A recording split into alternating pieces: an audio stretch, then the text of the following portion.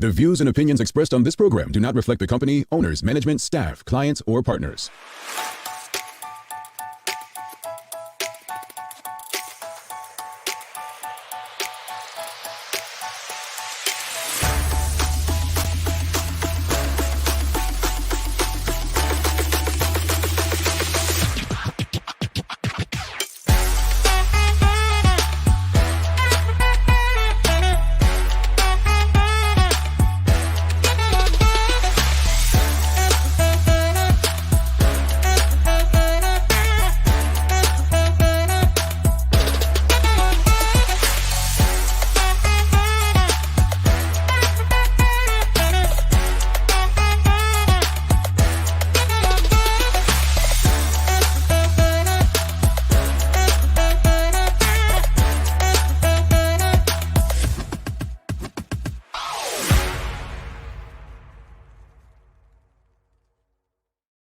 It's Tuesday, the 24th day of October, 2023. Welcome to Bermuda's Daily Talk Show. It's the Daily Hour brought to you by the BAC Group of Companies, Medical House and Lindos. I'm Jamal Hartman. She's Perry Ferbert, and Maya Palacio will be with us in a bit to bring you the latest in her news break brought to you by People's Pharmacy. Madam, how are you? Good morning. You good? I'm well. Yeah. The sun is out in Bermuda, so I'm very grateful for that. Okay. Well, that's a good thing because I had a couple people here in Florida saying, "Hey, how's your family?" I'm like, "Good." Never asked about my family. Oh, well, I'm just checking since that hurricane's on the way. I'm like, my goodness. I know. It's like you just can't get breathing room. It's been a lot this year, actually. You know, they all form out in the ocean, but they don't always hit our shores. But it's been back to back to back by God's grace.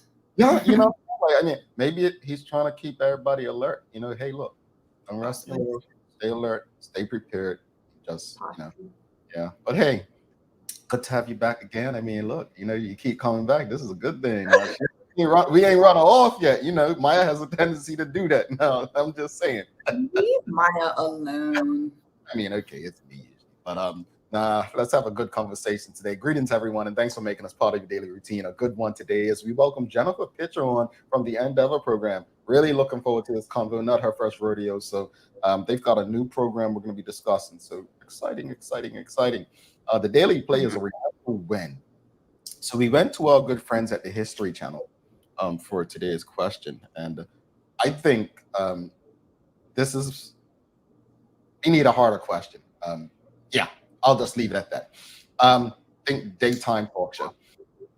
Yeah, that's your hint for the day. Yeah. Okay. Last week was kind of hard. I didn't get it. So we'll see. Okay. All right. Folks, don't forget to subscribe on our website, thedailyhour.com. Follow us on all of our social media channels to stay up to date with all that we have going on. Help us grow beyond the mic as we do our part to continue to improve our community. Well, let's jump right into today's conversation. So I'm just going to go... haven't done this in quite a while. It's a burn news, actually. And it's titled Stakeholders to Cooperate to Reduce the FAR.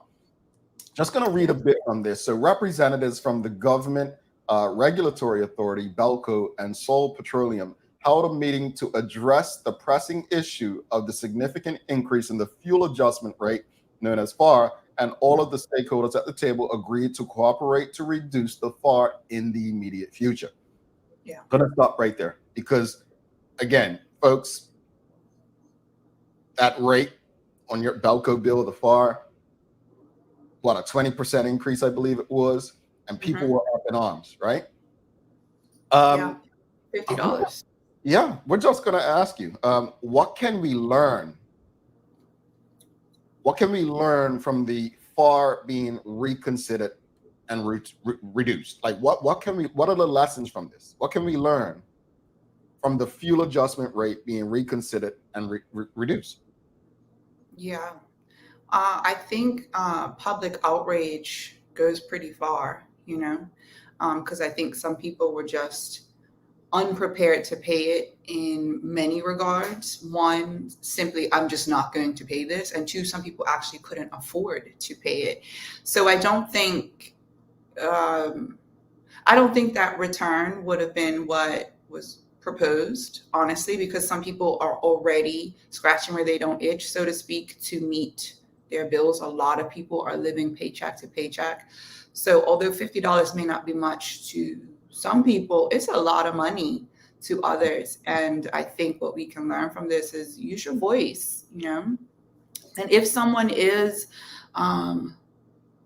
putting together a protest, if you can make it there, you know, exercise your right to speak up, and don't be uncomfortable to be in those spaces, especially if it is going to benefit you.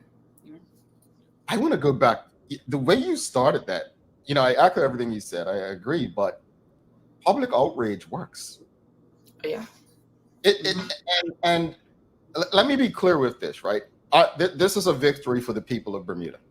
Mm-hmm. But be careful where you give your credit. Mm-hmm.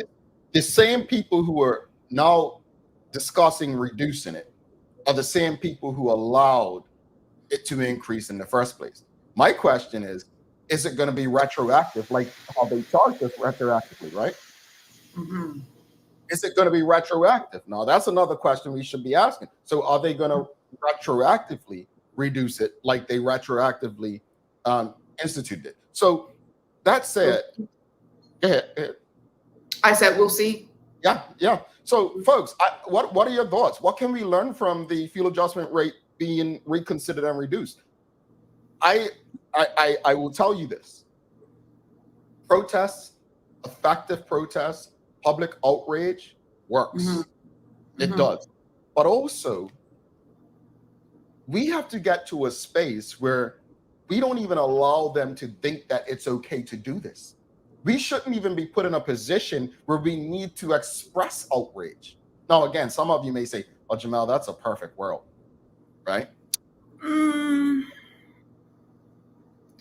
I think going back to our conversation, or the sentiment behind our conversation about Morgan's point, in asking the public, you know, public forum, focus groups, if we had more open feedback from the public, and just where people sit with things. I know we have our census, but that data is captured every 10 years. Like, information changes day by day, month by month. You know, people's circumstances with the economy and what's going on in the world changes how people can afford and live. So if we can just have more of an ear on the streets, right? Intentionally, not just through the grapevine, but like if we can intentionally find out what's going on from our people, I think things like this may not even come into play, truthfully. Yeah. You know, I think what you're saying makes so much sense. I don't want to say too much sense, but it makes so much sense. And that's why it's not done. You know, I mean, think about it. It really makes sense to have conversations with people, not just when there's an election or when you need them, but just keep the door open to these conversations. Because as Rashida Godwin says, you know, the question again, folks, is what can we learn from the fuel adjustment rate being reconsidered and reduced? Rashida Godwin says, why were they increased in the first place? Like, I mean, I think the answer, I'm no expert. So tell me, please put me in my place for trying to answer this, folks. Mm-hmm. But in fairness, as the Honorable former Finance Minister Curtis Dickinson said, fuel rates have increased globally. Yeah, we know that. So I think that would be the reason they would say it's why it's increased. However, Charles H. Jeffers II did ask the question when the Honorable Curtis Dickinson was on, and he asked, well, can't the company, organization, the business underwrite some of that cost in their profit?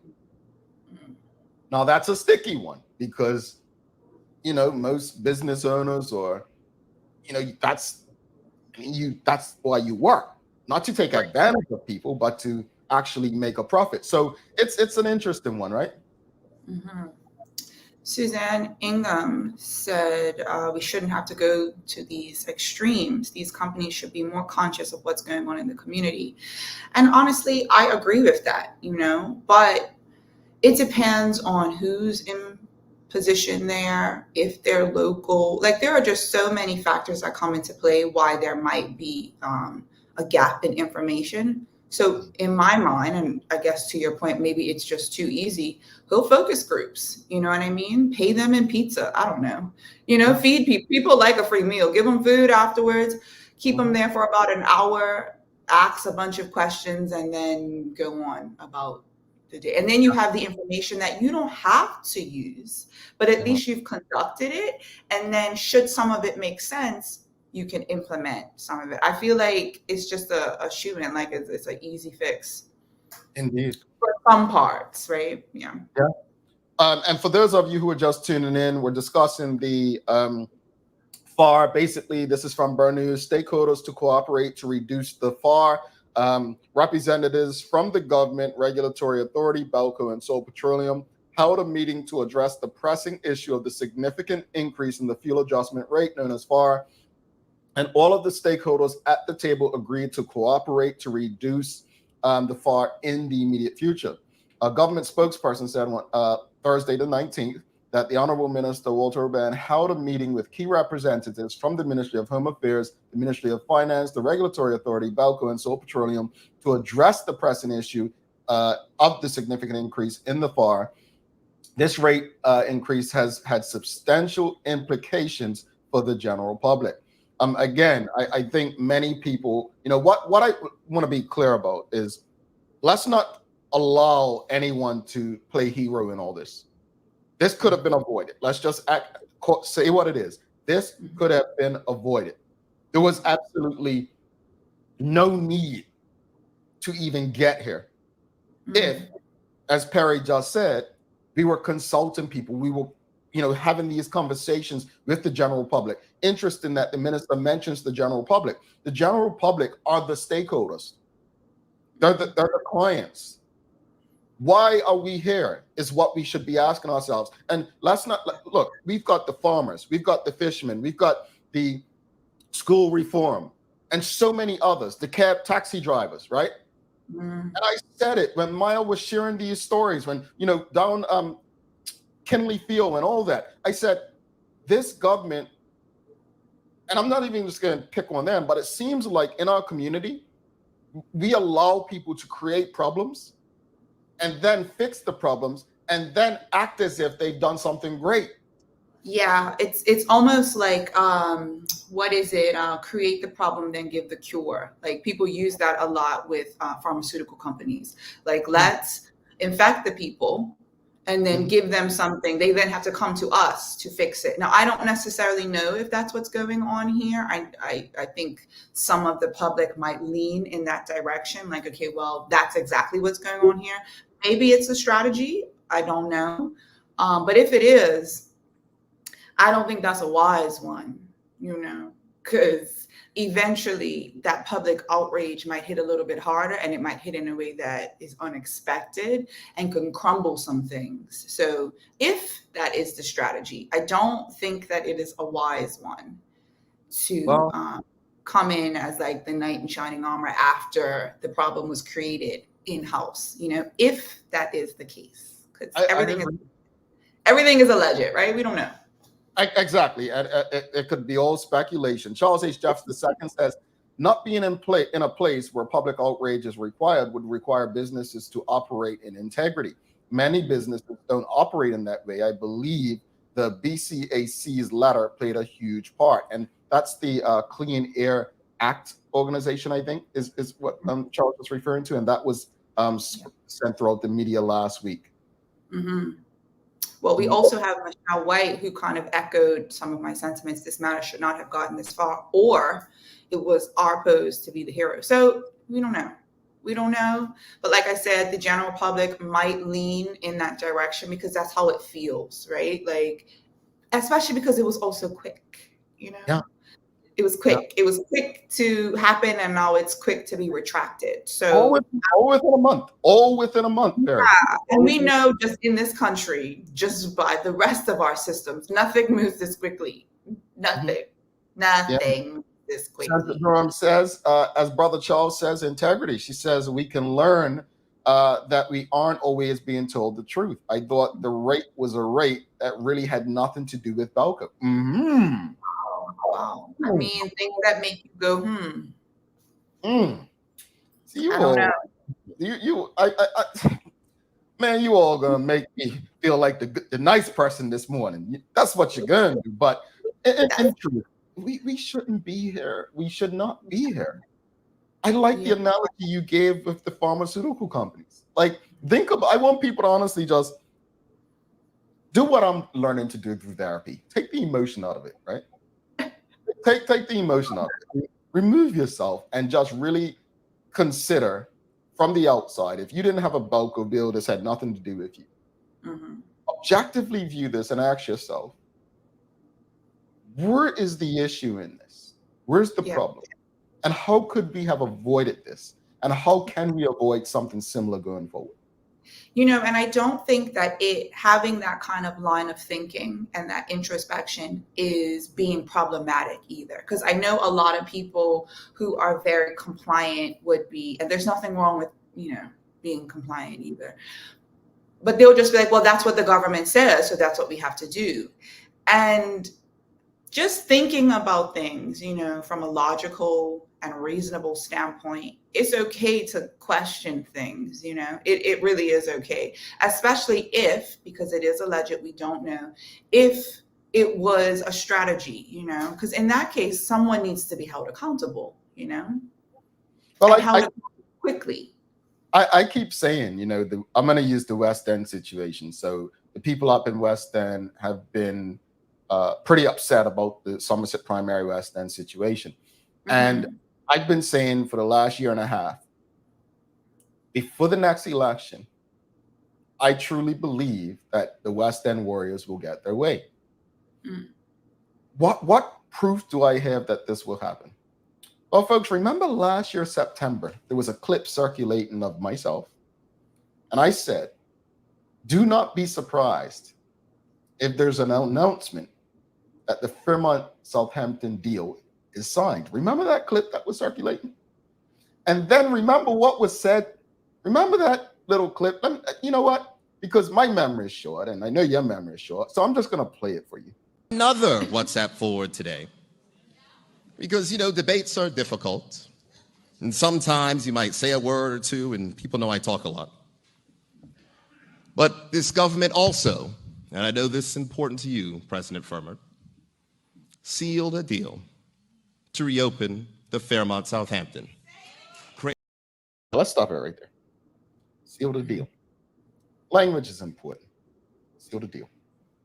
Folks, things will be said and done that are in the interest of those who are making the decisions more times than not. Mm. That's where the people come in. I'm going right back to what Perry said originally. Outrage, it's okay. It's okay. But the lessons in this is, why even put your people in that space if it's not advantageous for you? Yeah.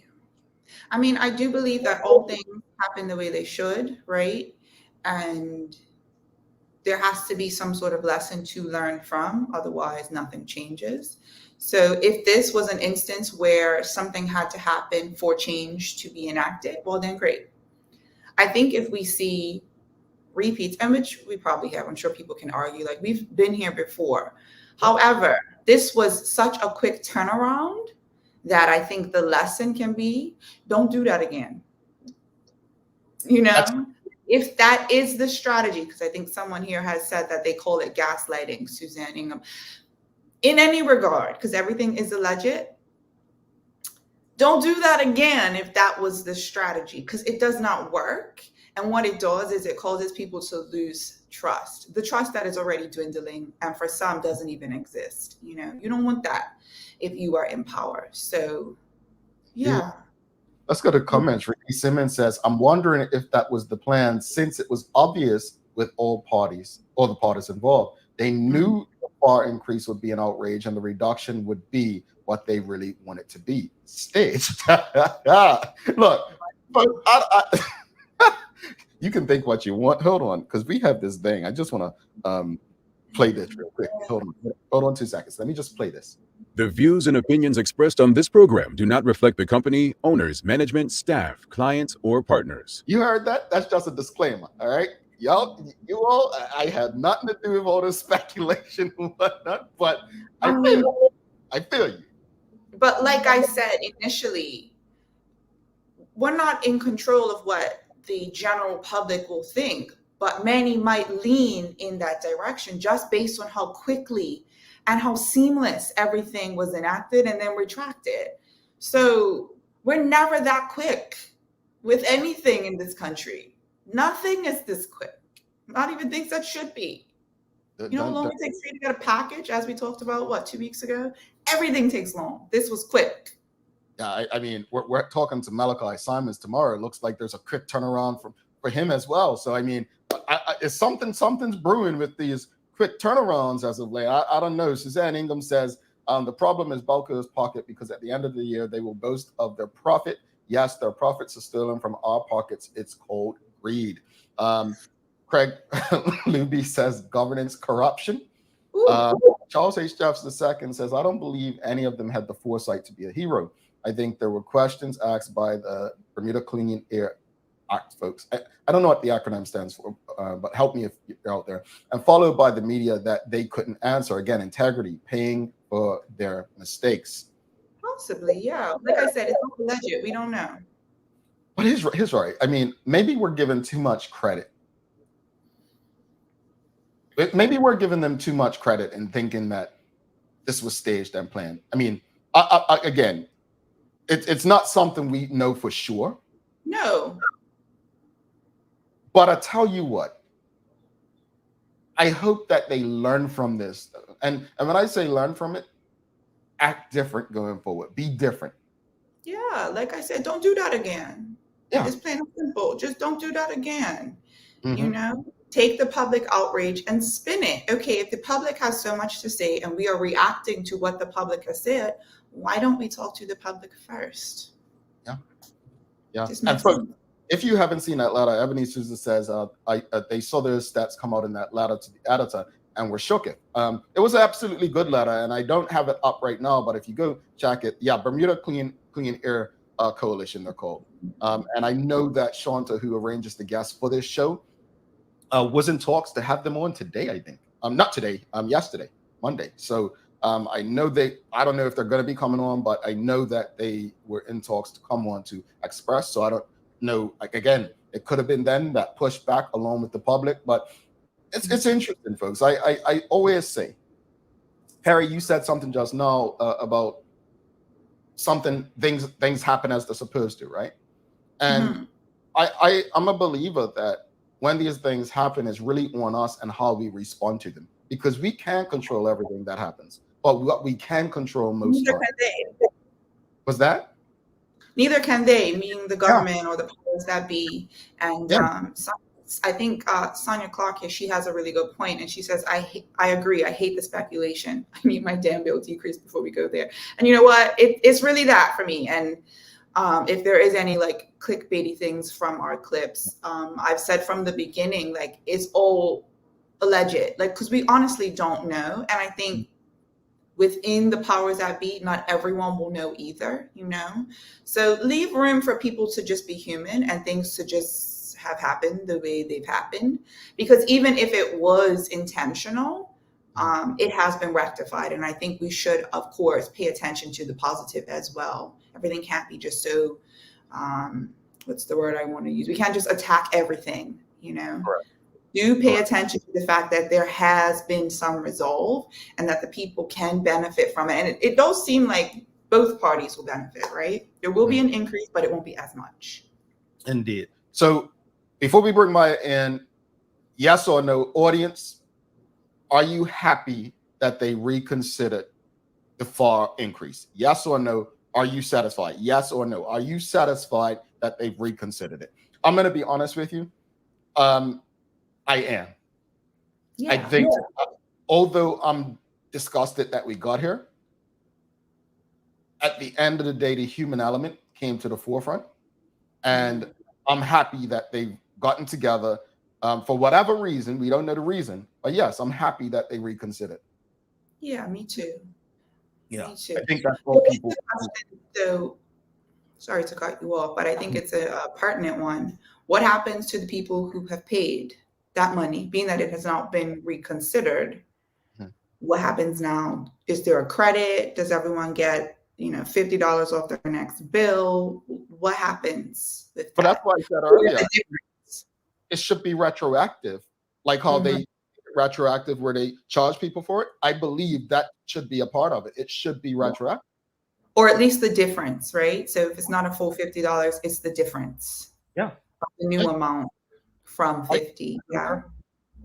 Suzanne Ingham says she's happy that it's been reconsidered and reduced. Karen Simmons says yes. Auntie Karen, haven't seen you in a while. Renee Simmons says yes. And let's just go with this comment before we bring Maya in. Craig Libby says, when is the population going to learn and call for the UK to move forward governance system change, ending use of party politics and investment as a system? When will there be an end to Belco monopoly? No. I mean, Maya reported yesterday that Bacardi, was it? I think Bacardi had the code on the top of the roof again? The sunlight thing. Solar power? Yes. See, that's why you have to have smart people here. The solar stuff. To me, it's not eliminating Belco, but it's giving people an option. And I think she said yesterday, 25% of the building, right? So I think sometimes, and I say this all the time on the show, sometimes the solutions to the problems that we face are inside of all of us, not anyone else. And how we respond to this, again, I know some people may say, well, I can't afford solar. But what we can is we can reduce our usage in air conditioning or something that we know. It's something that we can do. So we have a part to play as well. Let's bring Maya in for the Daily Hour news break. After that, we do have Jennifer Pitcher coming up. A great conversation about the Endeavor program, how they're helping young people as well. So stick with us.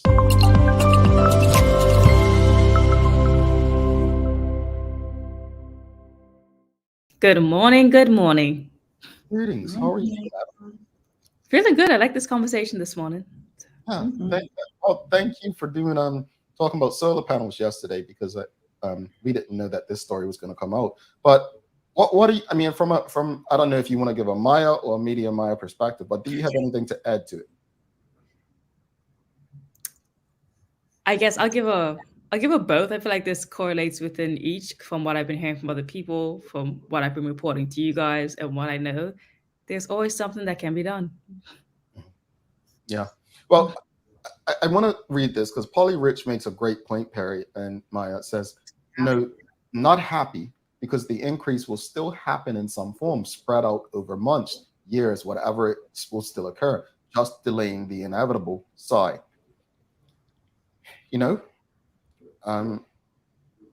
That's a huge possibility. The probability of that happening is greater than it not happening, right? But just what Maya said, something can always be done, and something can always be done to ease the burden on us individually. What I hope is not lost in this, and I'm not making excuses for Belco, the government, the RA, the petroleum companies. What I'm simply saying is, when the price of gas goes up, you know what I do? I don't drive as many places. Very particular in that, right? I'm not saying everyone needs to be me, because at the end of the day, we should be able to live freely and how we want within the laws of the land. Yeah. But we have to understand we have a role to play in how we respond to it. And if the response is public outrage and protest, then move forward. But before you share, I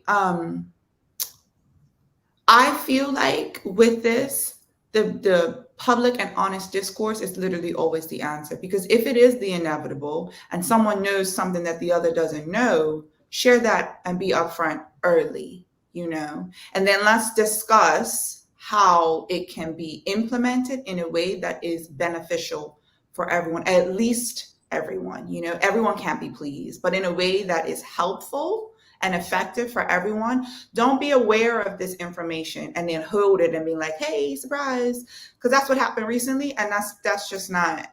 I know that can't be the solution for everything because some things really are just a global issue.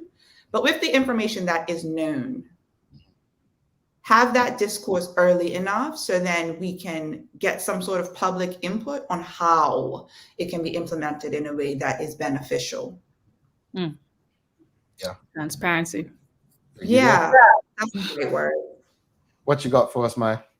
Well, good morning, everyone. This is the Daily Hour News Break brought to you by People's Pharmacy. Starting off exactly what we're talking about, but I'll just go a little bit more in depth with it. So government works with energy stakeholders to address the FAR increase. So on Thursday, October the 19th, the Honorable Minister Walter Wabban held a meeting with key representatives from the Ministry of Home Affairs, Finance, Regulatory Authority, BELCO, Seoul, to address the pressing issue of the significant increase in the fuel adjustment rate. All the stakeholders at the table agreed to cooperate to reduce the FAR in the immediate future. The stakeholders have also agreed to change the process and methodology for calculating the FAR. Minister Wabban said ultimately any decision regarding regulating the cost of energy must have been in the best interest of the public consumer in mind. Following this meeting and agreement, I'm satisfied that we can avoid costly litigation related to the recent increase. The public will soon be advised of the changes to the FAR, which will reduce the recent increase in consumers' energy bill. So that's what we know right now. Mm-hmm. I don't know if Perry has anything else to add, but I'm good. I don't. Not right now. Let me stew on this one for a minute. All right. So we know that Malachi Simons is going to come on here tomorrow. There was a bit of an update from the ministry in his case. So I'm going to read what the ministry says, and then I'm going to reiterate what I had in a conversation with Malachi already too. So what we know, the Minister Burch agreed to suspend the termination of Mr. Simons' lease, provided that he submits a retroactive planning application by the end of November of 2023, something he has already sent in before. The public will recall that the decision to terminate Mr. Simons' lease was made after careful consideration and adherence to the term and conditions of his lease agreement. It's essential to provide context to the situation, they say. Mr. Simons had erected structure on the property without obtaining the necessary planning approval or seeking the consent of the ministry.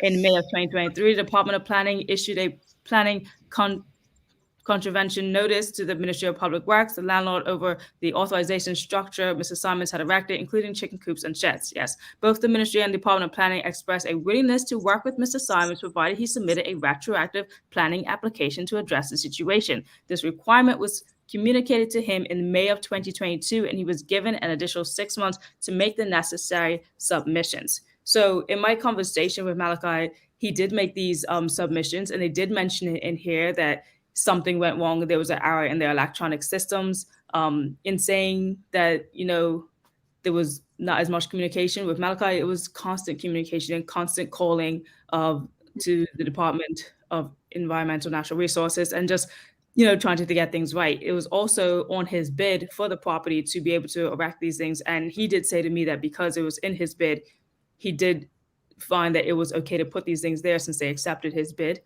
But also once he knew he needed to add these additional things or fill out these planning applications, he did do that as well. But again, they're saying that there was a system rejection error. But Minister Burch closed by saying it has always been our intention to avoid terminating Mr. Simons' lease, and I firmly believe in supporting opportunities for local farmers. While I regret that our ministry has had to take this course of action, I am very pleased that it has led to a positive resolution. So how does it differ from the situation we've been talking about all morning in terms of decision being made, hero being found? I'm not saying the situations are exactly alike. I'm simply saying it's like something now being rectified, and now we have, oh, I'm not in shine and I'm a hero. But anyway, that's all I say. I'm looking forward to the conversation with Mr. Simons tomorrow.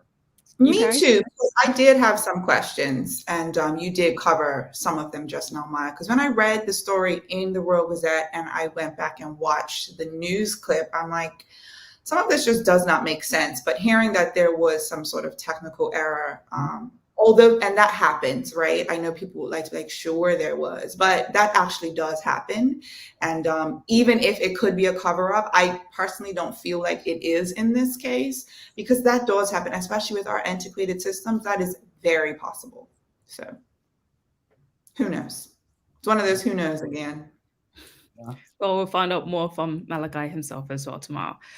In other news, the African Methodist Episcopal Church of Bermuda announces its upcoming inaugural Free Community Health Fair, an event that promises to be a day of education, empowerment, and wellness for the entire Bermuda community. The event will be October 28th, 10 a.m. to 2 p.m. at the Bermuda College Gym. They say this event is open to the general public and everything is absolutely free. The health fair will feature a wide array of 25 vendors and organizations dedicated to promoting well-being in various aspects of life, including insurance, learning about the importance of health coverage, dental care, pharmacy services, asthma management, nutrition and wellness, exercise and fitness, everything that you could think of. There's also a health screening, so you can check your health status with free health screenings there at the event too. So that will be October the 28th. You can screenshot it right now. But yes, that'll be happening from 10 a.m. to 2 p.m. at the Bermuda College Gymnasium, October 28th.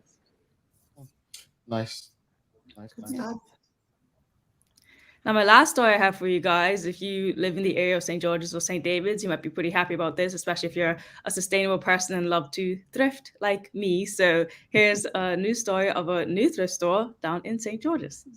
My name is Kay Spence, and we officially opened just after Cart Match. So we've been opening officially about 2 months. It's my dream store. So what made you kind of go into the business of sustainability? I have a love for thrifting, and I feel as though it's sort of like a therapy. We don't necessarily need things, but we go in there because we can find them for a lower price. And I feel that St. George's is a place that needed something like this. I mean, we have a big community in St. George's and St. David's, and not very many places for the man especially to shop. So even though it is obviously for the people of Bermuda, obviously St. George's does get a lot of tourists coming through though, so it is kind of nice for them to have an option where they're not having to overspend. We hear a lot that Bermuda is super expensive, so in your place there's also another avenue as well for them, right? Yes, there's definitely another avenue for them, and we also have a lot of brand new shoes that you can go into Boyles and maybe spend $90 to over $100. We have them here for $20. And this is a Checkmate client now with his pants and shoes from Checkmate. They're off the cruise ship, so I think they're.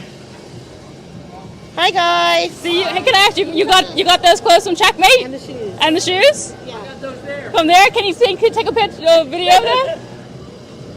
They come to Checkmate. They're off the cruise ship. Yeah. Thank you. How does that feel?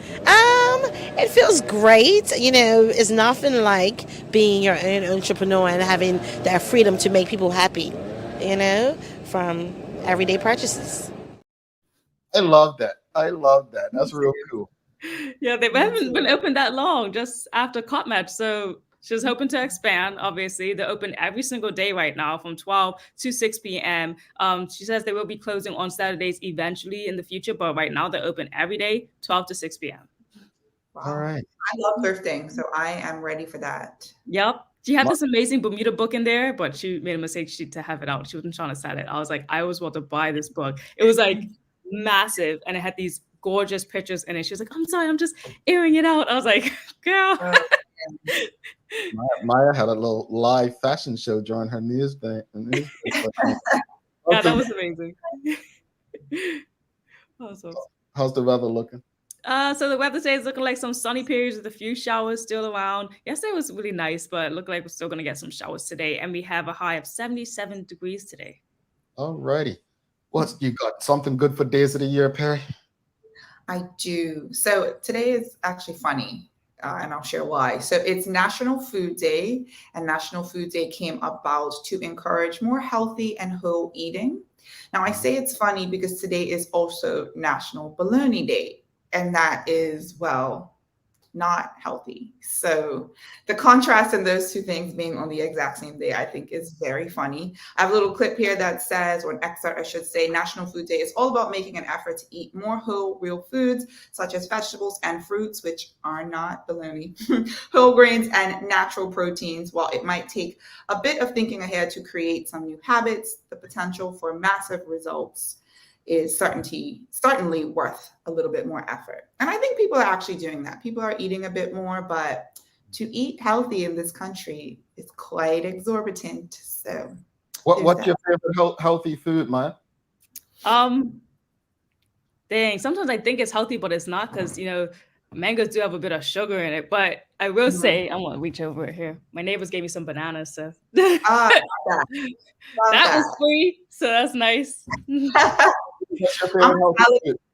I'm a salad girl, so I actually encouraged my social media followers to do Salad September with me, which was actually well received. So salad a day, whether it's for lunch or dinner, and just to encourage that. And that's my favorite. But to buy salad ingredients is quite the feat here. So we have to talk to somebody about that. Audience, let us know what's your favorite healthy food. I would honestly say smoothies, well, yeah, I love a smoothie, but I think I would have to say avocado. I don't know. I never had avocado as a child, right? And I like anything that's got avocado in it. So that would probably be my go-to if you ask me. Yeah. And it's like it's a good fat. It's a healthy fat. It's a healthy fat.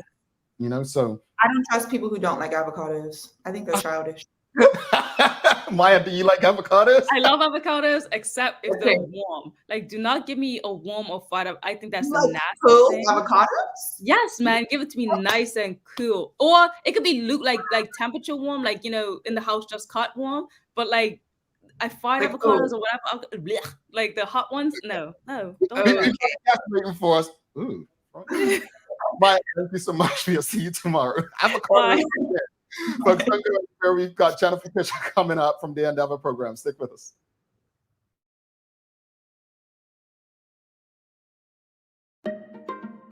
People's ACW, located at King Edward VII Memorial Hospital, carries over-the-counter medicines, toys, cards, and even toiletries.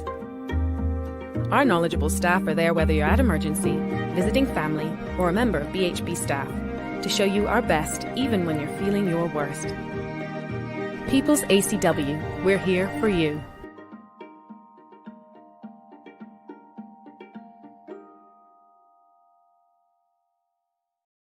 Welcome to the new bulk store, Lindo's Next Level.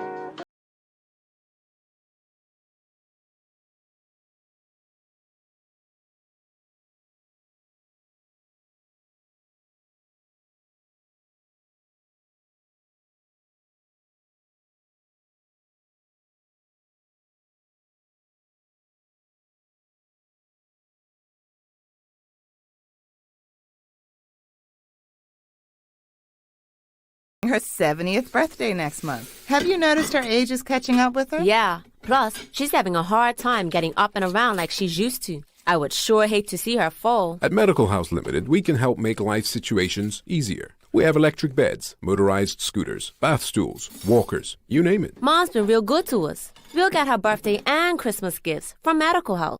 Medical House has relocated next to the Dendytown Field, number 6 Bakery Lane, Pembroke. Telephone 292-3622. Alrighty, welcome back to the big show. Perry Ferbert, I'm Jamel Hartman. It's the Daily Hour brought to you by the BAC Group of Companies, Medical House Lindos, and People's Pharmacy. Folks, please don't forget to subscribe on our website, thedailyhour.com. Follow us on all of our social media channels to stay up to date with all that we have going on. Help us grow beyond the mic as we do our part to continue to improve our community. Real quickly, before we went to break, we asked, what's your favorite healthy food? And Suzanne Ingham, I like what she said, veggies from my garden, her own garden. If you can have one, folks, you don't even need a garden. Just get a pot. You can grow some stuff in a pot, right? Sherry Toll said, oh my God, love a Caesar salad. Roberta Walker says, envy apples and a salad 4 to 5 times a week. And then Renee Simmons says, this used to be my drink. I would actually make my own turmeric and ginger and lemon and cayenne juice, and I would have it the entire first year of this show. I would take a shot of it before I came on. The reason I don't do that anymore, it's so time consuming. I would spend hours on a Sunday juicing that. But yes, that's good. Great for tastes good and great for a detox. But without further ado, let's bring our guest for the day. We've got Jennifer Pitcher from the Endeavor program. Let's give her a warm TDH welcome. Hello, greetings. How are you? Good morning, Tom, Perry. Great to see you. Happy Tuesday. Good morning. Nice. So, you know what? Before we even jump in it, we've got to ask you, what's your favorite healthy food? Yeah. Oh my goodness, I've been listening and thinking about it, and I definitely love avocados as well, but I'd have to say sweet potatoes. They're quite versatile and I like them with any meal, like whether it's breakfast, lunch, or dinner. There's different ways to incorporate them.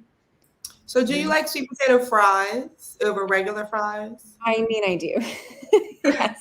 Yeah. Okay. With a little bit of cinnamon. Okay. Oh, okay. Okay, I'm going to have to try that. I have to try that. When I was going through this healthy phase, I would actually get sweet potato fries instead of regular fries, and didn't last too long, but I tried it. So I can't do it. No, I can't do it. No, something, and I'm not like super weird with textures, but it's a texture. I can have it in a salad and I can have it like as a side, but I cannot have it as a fry. I just feel like a fry should be a fry, and that's just not a fry. You don't feel like we should be bad. We should be bad. If we're gonna eat unhealthy, let it be unhealthy. Right. Well, she did say healthy. That's her healthy option. But thank you, Jennifer, for coming on with us. We appreciate you. And just remind people, for those who may not know, what the Endeavor program actually is. Yeah, absolutely. Well, thanks so much. I'm excited to share what Endeavor is all about. We are a registered charity and nonprofit that engages diverse young people across our beautiful island in experiential learning through sailing that builds their confidence and their life skills. Okay. Know a little bit about sailing. I mean, I've watched it on TV. Okay. So what is the Springboard program? I'm really interested in that. Absolutely. So we're actually in our 7th year of the Endeavor Maritime Springboard Career Program. It's offered in partnership with Bermuda College. Big shout out to the lovely people over there. It's their division of professional and career education that we've been partnering with. And what the Springboard program is all about is it's a 7-week career development and training initiative for our young people ages 16 and older, to those particularly who are seeking employment and interested to get involved with the maritime career. Nice. Okay, awesome. So overall objectives, like if someone wasn't sure about this program, or maybe they had like a piqued interest with sailing, but they weren't quite sure, what would you share with them? Absolutely. So actually, there's no prior experience necessary. So while they might be interested in about, what the maritime industry is more broader than just sailing itself, this program is all about enhancing employability skills for young Bermudians to start a career in the maritime industry and really increase their exposure to maritime careers. So a big part of the program is career connections. We have about 15 different organizations across the island, anywhere from Department of Marine and Ports to local boatyards to marine charities, where we partner and we get the young people to go to these organizations and really see what their different roles are all about and how to get to be successful. What are the training and education requirements to get into those careers? Awesome. So I was going to ask you what the benefits are, but what are some additional benefits? Because I see that having like long-term effects for young individuals. Absolutely. So as I mentioned, we're in our 7th year. So we've had 64 young Bermudians come through. And so we're really seeing those benefits now year after year. Wow. Really gives them that hands-on experience. So as I mentioned, no sailing experience, no prior experience is necessary. So this gives them that sort of step in the door. It gives them that sort of self-confidence, develop their skills. It's a 7-week program. So it's not just once a week. It's every day, Monday to Friday for 7 weeks. So they're gaining exposure to maritime professionals, they're gaining experience, and they're also gaining internationally recognized qualifications. And so powerboating, using a marine radio, marine first aid, sailing, seamanship. There's a lot of different elements involved for this program. That's incredible. And what I like about it is they get their foot in the door, which for me is always interesting when you're going on interviews and they're like, well, for young people who have not worked before, and it's like, well, you need experience. And it's like, well, how am I going to get the experience if I don't have the experience, if you're not giving me the opportunity to gain the experience? So this is wonderful in that while they are training, they get to kind of shadow in these spaces. I think that that's great. Absolutely. You're so right. That's a natural thing that we all go through when we're sort of either in high school or getting sort of that next step. Is like, you go to that first interview, they're like, okay, what's on your resume? And you're like, and so we build them up and we help them to update their resume as they're getting these skills and qualifications so that they are getting that foot in the door. Absolutely. That's incredible. Audience, if you have any questions or comments for Jennifer, feel free to ask away. We'll do our best to get through any questions and comments while she's here. But what's the criteria? Like, what are the like? How can people apply if they're interested or know of someone who may be interested? Certainly. Great question. So really in terms of the eligibility criteria, they must be Bermudian. They must be a young person ages 16 and older. Often we get asked, well, what's that older cap?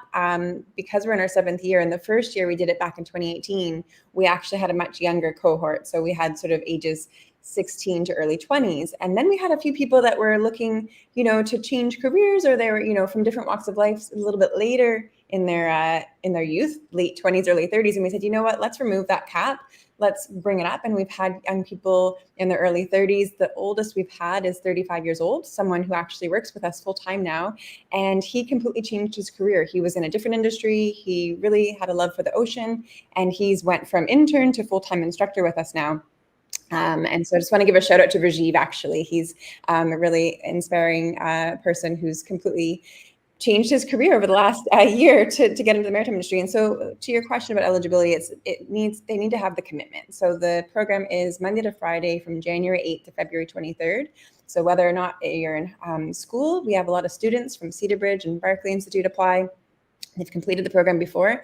They need to get permission from their parents and from their schools to be able to participate, and really just to demonstrate a willingness to learn. So with no experience required, that we provide all the training, but they need to be able to be open-minded about what they're going to learn through our experience. I love that. It almost gives a different layer of discipline, especially to those who are still in high school. It's like, you have to do that, right? But then this is an additional avenue to apply yourself that you have to stick to for 7 weeks. I love that. Thank you so much. It definitely requires a lot of commitment and that personal responsibility. We were at Cedar Bridge last week speaking to a group of S3s, and the academic career team were really shouting out to, okay, this is a really great opportunity, but it does require that personal responsibility because you do have to balance the school commitment as well. But we've seen it happen each year, and our team is really well versed in supporting people where they need to be supported. Again, if you have questions or comments, please send them through. My Palacio is asking, do any people in the program move on to competitive sailing? If so, how often? That's a great question, Maya. Thank you. So we definitely have a few that have been interested in the competitive sailing route. While sailing is just one part of the bigger program. There's a few, for example, one of our very initial alumni, so Trey Maxwell, he has actually been really interested in competitive sailing and has actually represented Bermuda. Both prior to the program, he had sailing experience, and afterwards, he represents. There's a team of Bermudians with SSL Bermuda, I think they're called, and so he's one of a few that have been involved in that competitive sailing element, both locally here in our waters and abroad. Love that. Maya also said that she loves that you open up the age requirement. So many of these opportunities weren't around when interested people were younger. Thanks for fulfilling dreams. That's awesome. I love that too. Because as you mentioned with, I think you said Rajiv, he switched his career completely. And I think that people should have that opportunity, So I love that you've opened that as well. We're so grateful. Just with Rajiv, he actually applied to work with us in a position, and this has happened before. Some of the people that have completed the program have applied to work with us, and we look at their resumes and these fantastic, talented Bermudians. We're like, you don't have any maritime experience, but that's okay. Apply for the Springboard program, and we will help to get you that experience that you need, like we said, to get your foot in the door. And big shout out to him and a few others. We have actually, well, not everyone who's completed the program works for us, just to be clear. But our team now has shifted, that the majority of our team of 10 people is now majority Springboard alumni. So I'm really proud of that. That's awesome. Just remind people how they can get in touch and learn more. Thank you, Jamal. So if you're interested in this program, or you're interested and you've got some questions, please email us at education@endeavor.bm to apply for this experience. Again, the deadline is November the 3rd, but please give us an email to education@endeavor.bm with your resume and your cover letter, or just send us some questions. And that's essentially the information you need to know. You can also go to our website at www.endeavor.bm. Thank you so much, Jennifer. Very helpful information, conversation. Folks, please make sure if you know someone or even yourself looking for a change, or someone who may have an interest or can benefit from what they're doing, get in touch with the education@endeavor.bm. Yes, that's correct. Please do. .bm, because we get mixed up with .com. .bm, education@endeavor.bm. Jennifer, thank you so much, and please stay in touch. If there's anything you can do, reach out. Thank you, Jamel and Perry. Thanks for having us, or having Endeavor on the show. Thank you very much. Alrighty. Bye. Folks, if you appreciated the conversation, please give us a thumbs up, a love, a like. Make sure that you are sharing these conversations with your friends, your family, your colleagues. This is helpful. I like what Maya said as well. Oh, we did have a question. I didn't see. Karen Simmons was asking, what is the capacity of the numbers for the Springboard program? Sorry if you already stated. Jennifer can give us that. But Maya also shared the email address, education@endeavor.bm. So folks, if you know someone, again, what I was just saying is, Perry sharing what Maya said is these programs were not always around. They weren't there for people, and the opportunities and things that are available to us now is just amazing. Rashida Godwin says the Endeavor program is an excellent program, and thanks for your involvement and support in the community, and keep up the good work. And I'm glad people are receiving it. Seriously, I love people receiving it. I love that one of the requirements is that you must be Bermudian, because I feel like more spaces need to have that requirement. So our people are afforded these opportunities to thrive. I absolutely love that, especially our young people. Real quick, Jennifer did answer the question. She said we have limited spaces due to safety ratios, but can take up to 15 people. Folks, don't go anywhere. We're going to take our final break, come back. Perry and I will give our final thoughts on discussion and the conversation with Jennifer. But before that, we've got the Daily Play. I gave her a hint earlier. That's all she's getting. Just do not go anywhere. Ordering from ER Fisheries has just gotten simpler. With just a few clicks of a button, you can place an order for next-day delivery or same-day pickup. Our ever-expanding list of offerings now include grocery pantry items, specialty meats, and bread and dairy items. We know things have been hard, and we're here to make planning for your next meal or party easy. Whether you're a vegetarian or a meat eater, we have what you're looking for. And best of all, it can be delivered to your door in 24 hours or less. Go to www.erfisheries.bm and check out our wide range of seafood, beef, lamb, pork, poultry, fruits, vegetables, and plant-based products, all available at reasonable prices. That's www.erfisheries.bm.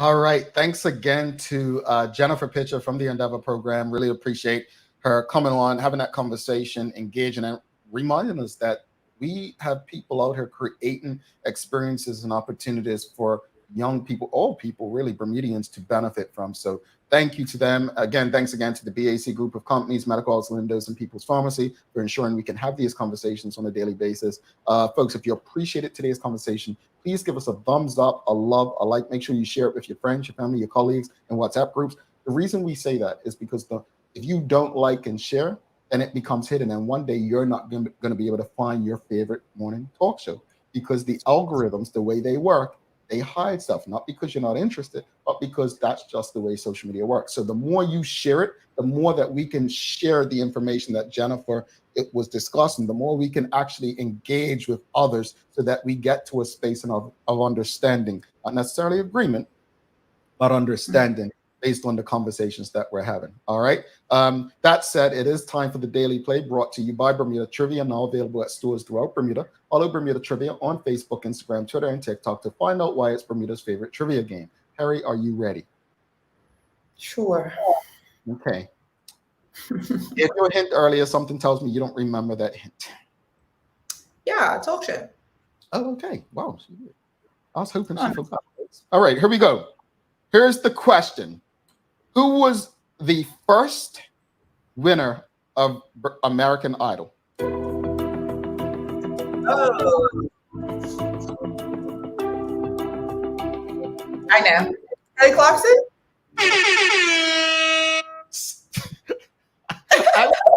So I said talk because Jennifer Hudson's got one now too, right? So I'm like, I'm trying to trick you. I'm like, just gonna say J Hud. Just gonna say J Hud.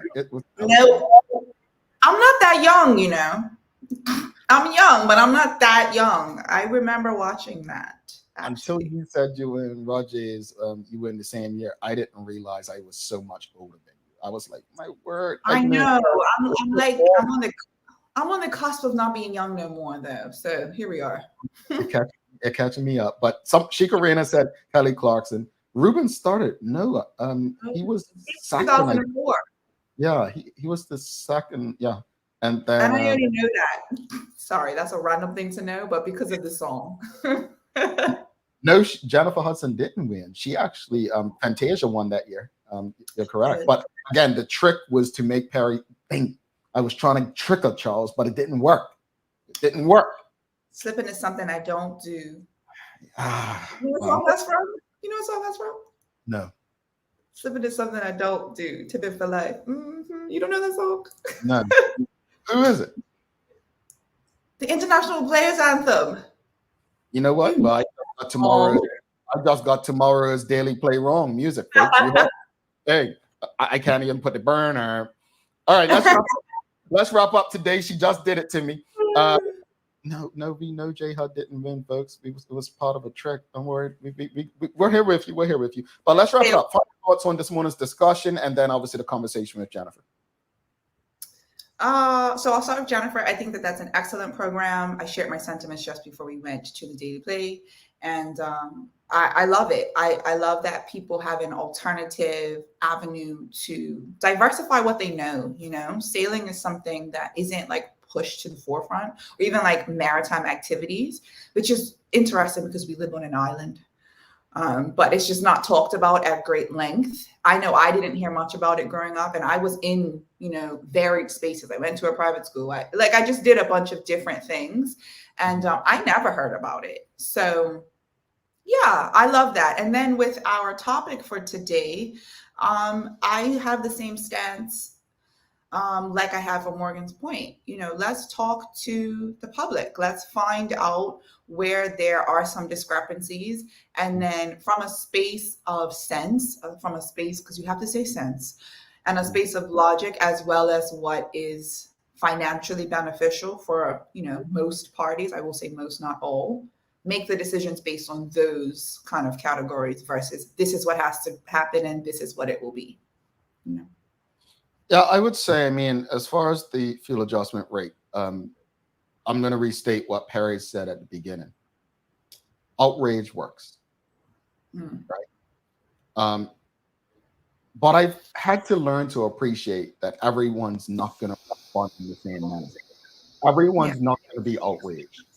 So we all need to be understanding when we come up to these things. I think Charles and someone else mentioned the letter by the Bermuda Clean Air organization. Coalition. Those things are helpful. And when you have people like that and organizations that are advocating on behalf of the people, more can get done. So what am I saying? If you have an issue, if you find issue with something going on in the community, find out if there's an organization that exists that you can latch on to. You don't always have to go at it alone, and you don't have to be frustrated on your own. I believe that this is a result of action. A lot of people, including myself, weren't too impressed with the march or protest at Belco.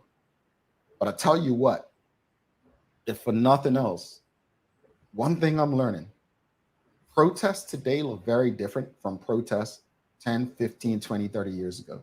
And a protest could be as simple as writing a letter that makes a difference and makes people reconsider because it's actually sharing facts and information that makes people realize you're more than just a talking head. In reference to Jennifer Pitcher and the Endeavor program, I'm with Perry. I can go private school, but what I will say is that sailing just wasn't something that I was around, and we're surrounded by water. So it's almost something like, why aren't there more opportunities like this? Why don't we have more people doing these things? So I'm glad that it exists. I'm glad that young people have these opportunities. And I would encourage you, we speak about nothing to do in Bermuda.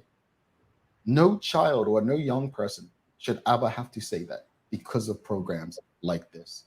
Perry, do you have any daily inspiration for us today? I have my quote book if I can give us one, if you don't. Go for it. All right. Well, Richard Pryor, that's who quoted this. I think you will like this because I think you like art. He says, quote, art is the ability to tell the truth, especially about oneself, end quote. Interesting. From him too. I mean, let me not say that. That's No, seriously. I legit. I thought the same. I'm like, man, who knew he had a serious discriminatory. I'm sorry. He had a serious tone, but that's an awesome quote. It's an awesome quote. And if you missed it, seriously, he said, art is the ability to tell the truth, especially about oneself. That's a very interesting quote. Brought to you by ER Fisheries and Foods. Folks, please don't forget to subscribe on our website, thedailyhour.com. Follow us on all of our social media channels to stay up to date with all that we have going on.